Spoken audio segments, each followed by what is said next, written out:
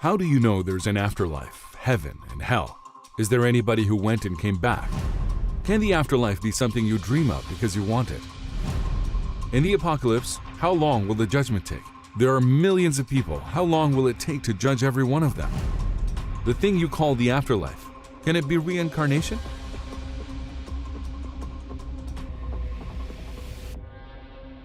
How do you know there is an afterlife, heaven, and hell? Is there anybody who went and came back?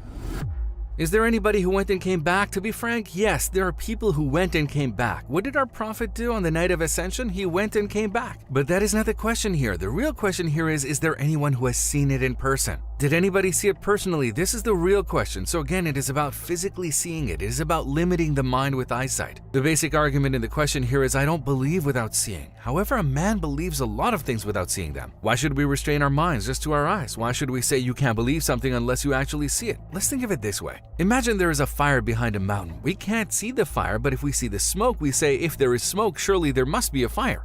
Did we personally see the fire? Is this something that we'd ask each other? We won't. Why? Smoke is already sufficient evidence for the presence of fire. Our minds will reach that conclusion. Let's think if I ask, have you ever been to America? Most of us have never been to America, but everybody believes in its existence. Wait a minute, how are you sure about its existence? Did you see it with your own eyes? You'd say, no, I didn't see it with my own eyes. I was informed about it, and plenty of people said that there is a continent called America. Because of the overflowing and reliable data from other people, one can rationally and logically know and believe in the existence of such a place. We can ask, here is what we see in videos and TVs. Isn't that enough? We can say this, but there is no certainty that those videos are genuine. This is just an example. What I'm trying to say is that we can believe in some things using reason even though we don't see them in person, or with the certainty of the information we get, we can accept the existence of some things.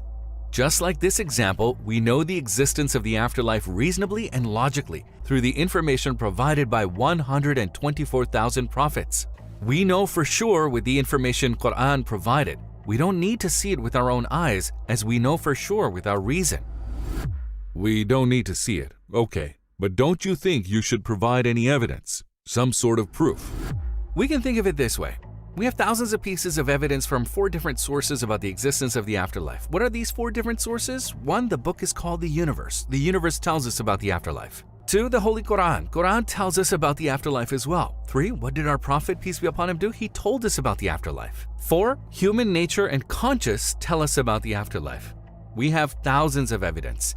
Besides, with every evidence that proves the truth of the Quran, we're proving the afterlife too. Thousands of evidence we provide for the Holy Quran prove the afterlife at the same time. We can understand the afterlife through an example. What is that example? Something like this. Imagine there's a mother whose child is about to burn in a fire. She immediately runs to save her child from the fire. After saving her child from the fire, she takes her child to a 10-story building. On the first floor, she takes care of her child's health. She takes the child to the second floor and takes care of all the child's needs. She takes the child to the third floor. The third floor is all about the child's happiness and joy. She takes care of the child's needs again to the smallest detail. In this 10-story building, she takes care of the different needs of her child on each floor. What if something like this happens next? She brings her child to the 10th floor and suddenly throws her child off the building for no apparent reason. Does this make any sense? It doesn't make any sense. Why? If you're gonna throw your child off the building, 1, why did you save the child from the fire? 2, why did you design a 10-story building and take care of the child's every need with such compassion? We'd say that this doesn't make any sense. I'm not even going to mention a mother's compassion. Just like this example, God has brought us into existence from nothing. He didn't leave us in the fires of emptiness or the abyss of darkness. He created us into beings, and you can think of this world as that 10-story building. In here, like everywhere, He took care of all our needs. Think of our health, food, and drink. He prepared all kinds of flavors for us. For instance, He created something called a mother's affection. Are we going to say, God, who brought us from nothing to existence and provided all our needs here, like that mother who threw her child from a building, will throw us into fires of emptiness and leave us in the abyss of darkness after we die? Is this possible? Of course not. Now we ask the same question here. If God will not take us to the afterlife after our death, if He will leave us to the abyss of darkness, 1, why did He bring us from nothing into existence? 2, after the blessing of existence, why did He provide us all these treats and take care of all our needs? So we say, Every gift and blessing God has bestowed upon us clearly shows us that there is an afterlife. So if somebody wants to deny the hereafter, he must deny the universe and all that is in it. Can the afterlife be something you dream of because you want it? We are not talking about dreams here. So whether I dream or not, whether I want it to be real or not, this is not the issue. The issue here is the evidence. We're talking about the evidence. We say there's evidence everywhere. Consider the following. Think about someone who lived in the same period as Mehmet architect Sinan. Someone says to his friend, Mehmet architect Sinan will construct a new building, and his friend says, what if this is something you're dreaming of? It is not possible. You say it because you want it to be. It is impossible. Does that make any sense? It doesn't make any sense. Why? What he did before is evidence enough for what he will do next. He's already proven his abilities. Like this example, God has already brought us from nothing into existence. He created the universe from nothing, and He continues to create numerous beings without stopping. God, who has brought us into existence from nothing in the first instance, why will He not be able to do the same thing in the afterlife? God, who created so many things, who made all the things in the first place, He can surely do the same again. I just had this thought. In the example of Mehmet architect Sinan, we looked at his previous works and we said he's going to do what's on his mind. The Almighty God has never sent us to the afterlife before. How can we relate to it with this example? Now the example here is this. Can he or can't he do something? That's the example. As for Mehmet Sinan, we said he has done the same thing 1,000 times before. He has constructed. So it will be easy for him to construct a new building because he already has. The matter at hand is God creating the afterlife. We are talking about somebody who is omnipotent, somebody who has no impotence. His power is limitless. We are talking about a being who can do anything infinitely easily. A being who created a place like this world. Of course, He can also build a place like the afterlife. Let's think of it this way. Is it easier to do something the first time or the second time? Of course, it's easier to do it the second time. Why? Once you've done something before, you can do the same thing again more easily. We're talking about someone who is omnipotent. We're talking about a being who can do anything infinitely easily. We should say, if He created this world for the first time, He could create an afterlife in any case. God, who creates millions of beings from a single drop of water, why would it be unlikely for Him to resurrect us from our bones again after we die? Fine, understood, but I have a question. In your answers, while talking about the pieces of evidence of the afterlife, you spoke of evidence of human nature. You said the man himself has evidence. Can you elaborate on that? This is a bit related to the question I just asked. You know how it is said you accept that there is an afterlife because you want it? This is actually evidence of human nature. How? For example, the feeling of hunger. The feeling of hunger in human nature is proof of food's existence. Likewise, the need for an afterlife in man, his constant incline to it, his natural desire for an eternal place, and his hunger for infinity, as in the example of food, is the natural evidence for the existence of the afterlife. Our need shows the existence of the afterlife. For example, would you miss a place you've never been or never known? You wouldn't. Why? Because you don't know that place. You can't yearn for it. When you think about it, we have a longing for heaven. There is a feeling of eternity in us. We have a desire for it when we say heaven, and we yearn to go there. Wait a minute. If we don't miss a place we never knew, then this longing for heaven, for eternity in ourselves or our nature, what does it signify? It signifies the existence of the afterlife in heaven. It is evidence of human nature. Our nature knows the eternity and heaven, and it is heading towards them. Just as a stomach indicates the existence of food, our desire for eternity, our need for eternity, is evidence for the existence of afterlife and heaven. These indicate it. Will we exist in the afterlife with our bodies or souls? When we look at the Quran and the Ahadith, we see that it is the resurrection of the body and soul together. The resurrection of this body may not sit well with people's minds. We can think of it this way. Let's think of a commander. So the commander's troops are resting around him. He just needs to say, regroup to gather the troops, right? This is not hard for him. Why?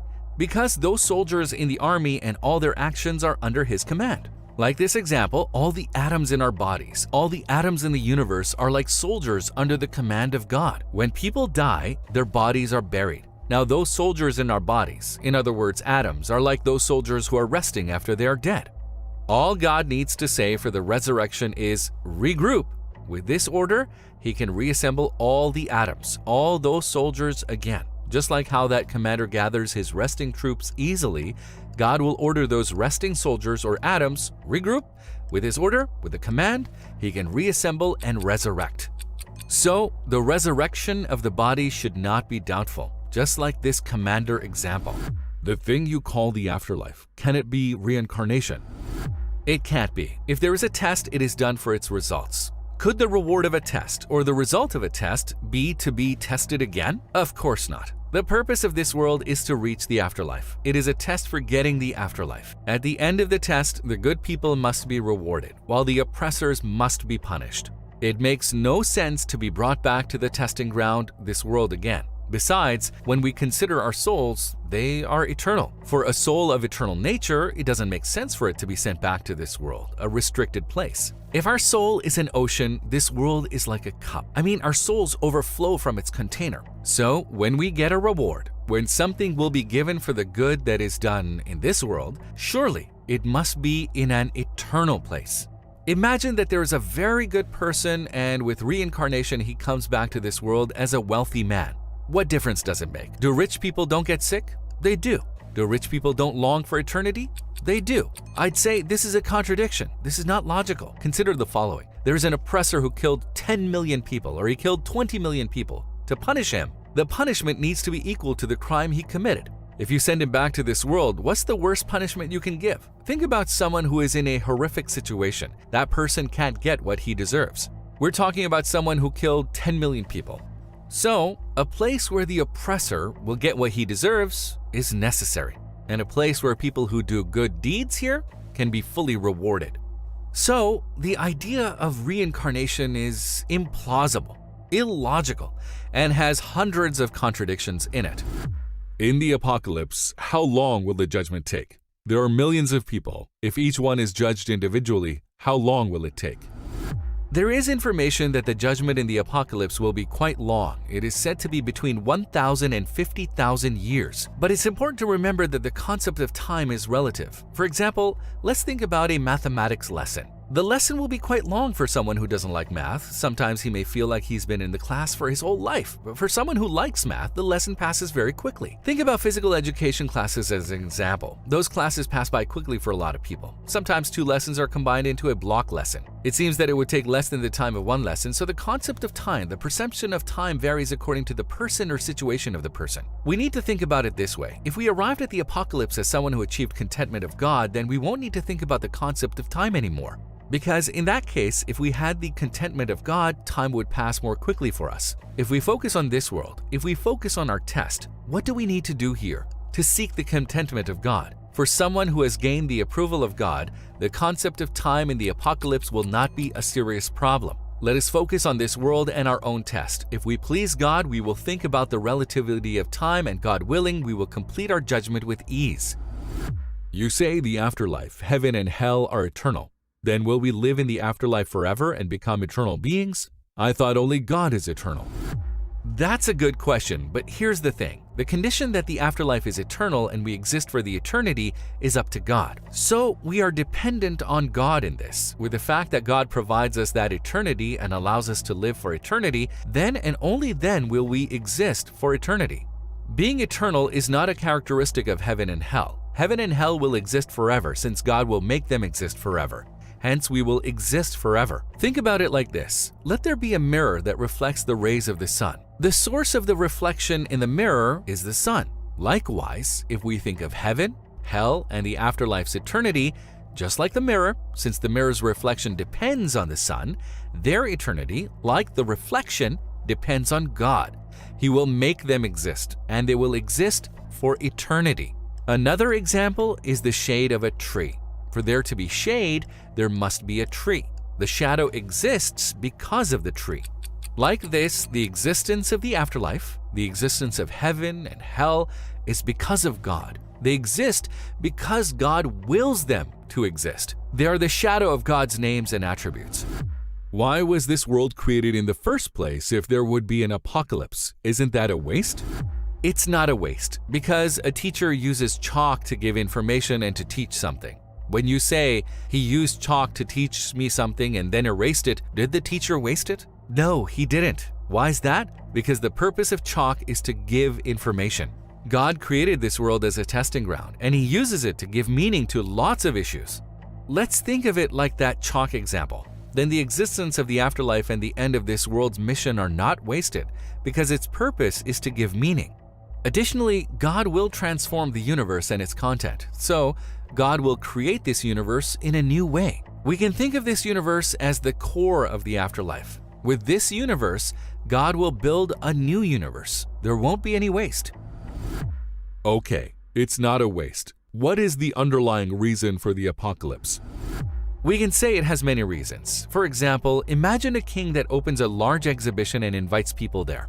He invites them and wants them to understand the meanings of the items in the exhibition. He offers them treats as well. He offers some food and drinks. What will happen if people start to focus only on the food and drinks without understanding the meaning of the items in the exhibition? That exhibition needs to be closed. Why is that? Because the purpose of the exhibition is for people to understand the meaning of the items in it. Likewise, God has also created the universe to provide certain meanings, to have them understood.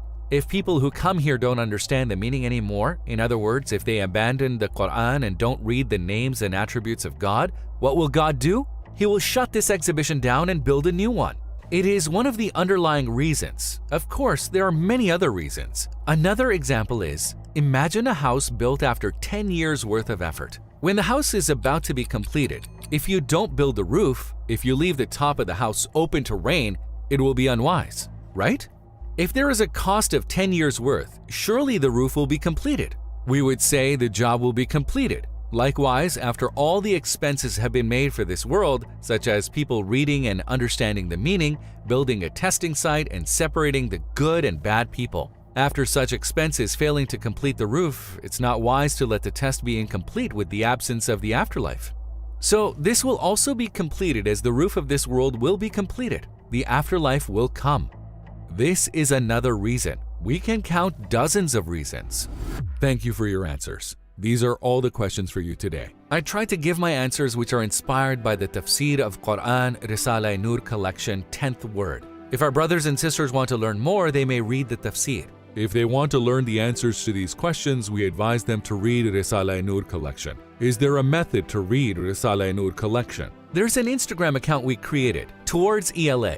Our brothers and sisters can reach us from there, and there they can find answers to the questions such as, how can I understand Risala-e-Nur easily? We have a Towards Eternal Life Academy online Islamic program there. Our brothers and sisters can reach out to us if they want to learn about this in more detail. They can start to read the Risala-e-Nur and improve themselves.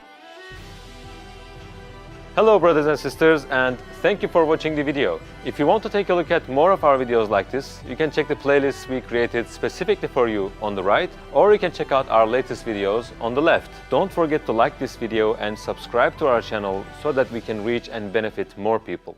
See you.